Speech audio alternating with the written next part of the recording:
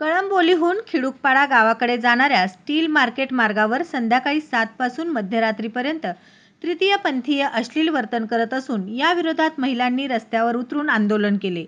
यावेळी त्यांनी अश्लील कपडे परिधान केलेल्या एका व्यक्तीला पकडून कळंबोली पोलीस ठाण्यात नेले आणि आपला संताप व्यक्त केला। संबंधित प्रकारामुळे महिलांना संध्याकाळी 7 नंतर या रस्त्यावरून जाणे धोक्याचे झाले आहे। तसेच या प्रकारामुळे खिडूकपाडा गावाची बदनामी होत असल्याने या विरोधात कठोर कारवाईची मागणी करण्यात आली। दरम्यान हा प्रकार रोखण्यासाठी त्वरित उपाययोजना करण्याचे आश्वासन पोलिसांनी दिले आहे। काय नाव तुमचं? मंजुला उलवेकर माझा।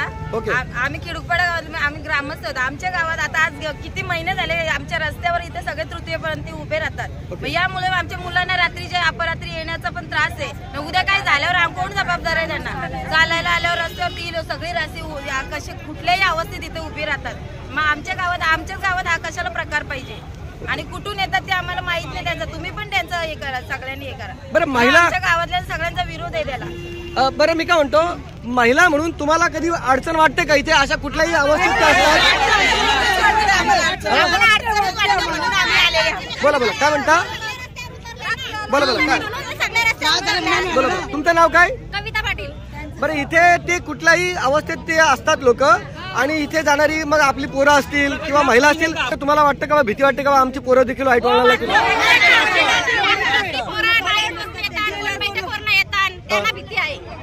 बरं, बाजूलाच कळंबोली हे गाव जे आहे ना, तुमचा खिडूकपाडा गाव, बाजूला पोलिसांकडे तुम्ही काय तक्रार करत नाही? नाव सांगा तुमचं, नाव सांगा। सुनीता भोईर। मग तुम्ही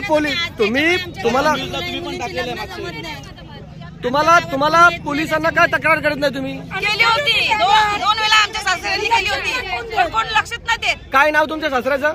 सुरेश शेठ भोईर, प्रभुदास भोईर। ओके ओके, त्यांनी तक्रार केली होती।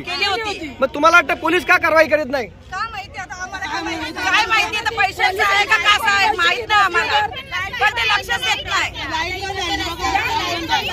बंद केलेले आहे, आमच्या गावातल्या मुलींचं पण लग्न जमत नाही आणि मुलांचं पण लग्न कशा मुलांना जमत?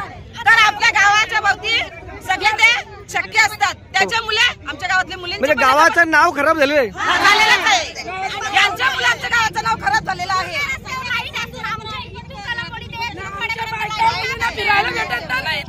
बरं, मी काय म्हणतो, ऐका, बरं, मला काय बोलायचं आहे, आता ही लाईट बंद आहे, ती नेमका कशामुळे झाली लाईट बंद? कशामुळे झाली ते माहित नाही, पण आता करायला पाहिजे तिला चालू दे।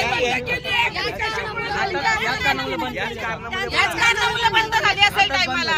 ओके, बरं, तुमची आता मागणी काय नक्की? आमची मागणी म्हणजे सगळ्यांना बाहेर काढायची। एक बोला, काय? गावाजवळ नाही पाहिजे, इथे कुठेच नाही पाहिजे। ते कळंबोलीपर्यंत इथं आम्हाला नको आहेत। त्यांनी दुसरं कुठे जावा, तिकडे कुठं पण जावा, आमच्या गावाचं भोवती नको आहेत। राऊंड होणार आहे आणि या गोष्टी परत निदर्शनास येणार नाही अशी साहेबाई आपल्याला ग्वाही पण दिली।